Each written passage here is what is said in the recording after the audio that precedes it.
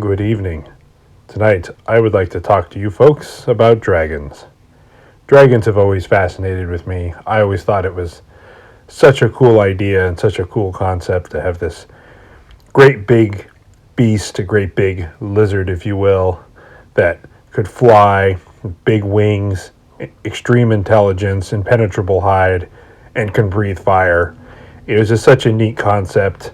And metaphorically, I always thought it was really cool that we compare great warriors and great heroes and find your inner dragon, and there's a dragon within you. And there's a lot of great metaphor and meaning to dragon and cultures. And I also feel that it's very significant that in a lot of the stories of old, you hear about dragons protecting treasure or protecting a person of great significance or the damsel in distress kind of a thing. And the hero had to slay the dragon, the biggest, most outrageous beast out there. Uh, it just seems very fascinating to me as a concept. And also, as you're seeing here in some of the background pictures, it's pretty remarkable that from Western Europe and England all the way to Japan on the opposite side of spanning two continents, there seems to be history of dragons. Uh, as a mythical creature and sometimes as a real creature or as a metaphorical creature, spiritual creature. But it just really amazes me that cultures can have dragons that are so drastically different and separated by, tens of thousands of miles and really have a lot of the same characteristics. Now, Eastern dragons being a lot more slender and serpent-like usually don't have the wings. And Eastern dragons depicted like what you think in like Game of Thrones. They have wings and generally breathe fire. And some dragons, some people call them proper dragons, where their arms are like a bat, where their arms and their wings are one and built in, and their rear legs are a lot more like a regular leg. And then there's other depictions of where they have wings and they actually have four arms.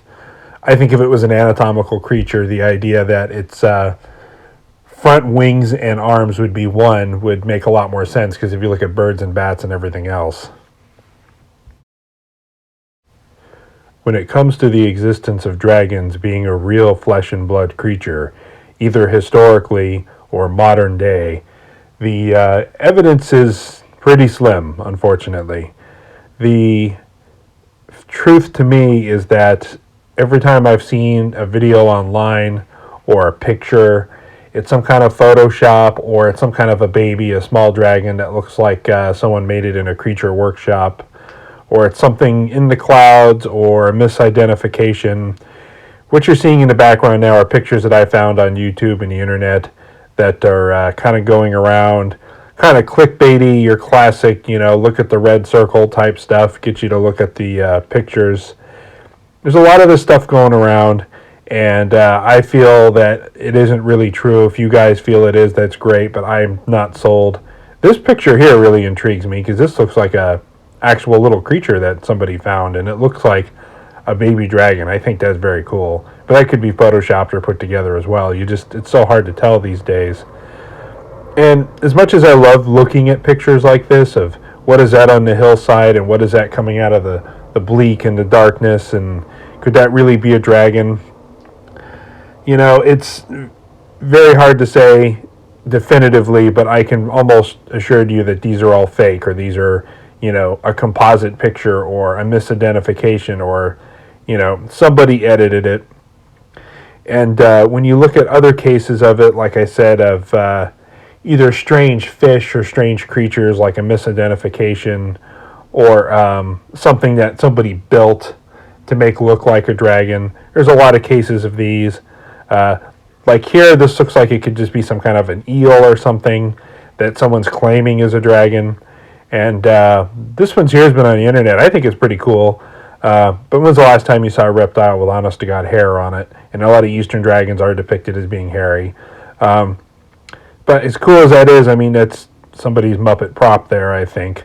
And, it's pretty interesting to look at. Here's one. Oh, look at the dragon head frozen in the ice with still blood on its teeth. It's like, yeah, that's cool, but I just haven't seen a lot of good evidence. Bigfoot, Dogman, a lot of stories. You hear a lot of reports, encounters. You have footprints. You have blurry pictures.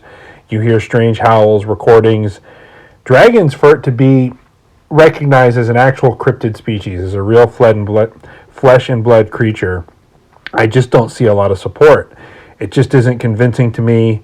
I just don't really believe it.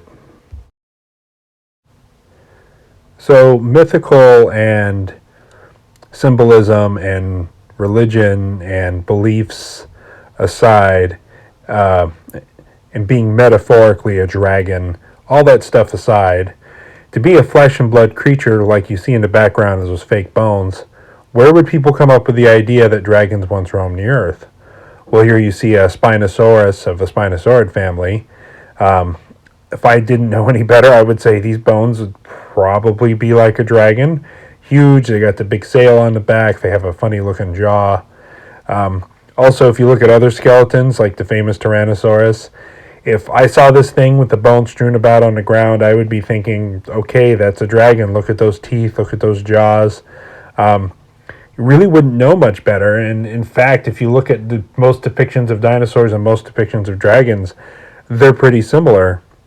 So I also think before the internet and people were really well traveled, most people don't think that we were, but even thousands of years ago, people traveled and people traded. But there was a lot of stories. People maybe saw a kimono dragon or a large monitor lizard, and it gets passed along to, oh yes, I once saw, a 6 foot, 8 foot long serpent that could eat a whole buffalo and was known to attack humans. And people are like, okay, what is that? Okay, that's a dragon. Especially if you're in Northern Europe or China, where they don't have alligators or crocodiles or caimans or big monitor lizards or giant snakes. Different parts of the continent, especially the real cold areas that don't have a lot of large reptiles, like Eastern Europe, Northern China, Russia. Japan's pretty cold as well. And so when you hear stories or people get captured specimens, or people get a leg or a tail or cut off a foot on one of these things and dry it out, and you could parade it around as a dragon's foot real easy. And that kind of stuff happened all the time.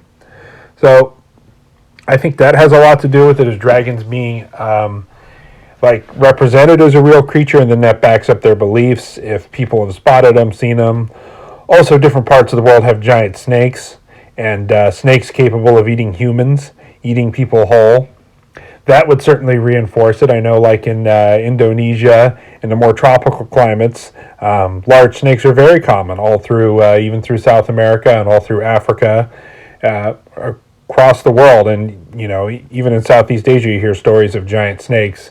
And when these stories would migrate north, I think there's a lot of speculation that people could think that this was a dragon or some kind of a serpent. And when they would see these things in the water, it's like, well, that's a sea serpent, along with the sharks and everything else. And kind of like how some religions are good at explaining more scientific explanations, although that's not always the case, and that's not really the argument we're trying to make here. But if I lived in northern China or Japan, and someone told me that there was a 25-foot crocodile with a 3-foot wide open jaw capable of snatching humans out of the water, and people showed me maybe a dried leg or a skull or described what it is, I'm like, this guy's got a dragon. There's dragons in those parts of the world. And that's kind of like you see on the old maps, kind of the joke, oh, what's in that area? Oh, there be dragons. Well, there are large lizards on this earth. There are really large reptiles out there. There are monitor-type lizards, and there are kimono dragons, and there are snakes, and then there are absolutely huge saltwater crocodiles. And in America, we have alligators and caimans. And it just always seems real fascinating to me that this could potentially be good evidence to back up a story if we didn't have the information and all the classification that we have today. Now, I'm not always the hugest supporter of science. I think there's a lot of holes in science, but there's also a lot of common sense in the biological sciences that there are giant crocodiles and giant alligators and kimono dragons, and we study these creatures and we know them, but if other parts of the world don't know them, I think it's a really good case to help support the mythological type specimen too. And that's just kind of my 2 cents on it. If any of you out there have any good evidence or good proof of real dragons, please share it in the comments below. I think they're always kind of a mythical creature. kind of like the phoenix and other type stuff like that. But if you've got any good evidence, please share it and please let us know. If you've seen anything that looks like a dragon, please also let me know in the comments. If you like this video, please give it the old thumbs up. And if you haven't already, please subscribe. Thank you very much and stay safe in the woods, folks.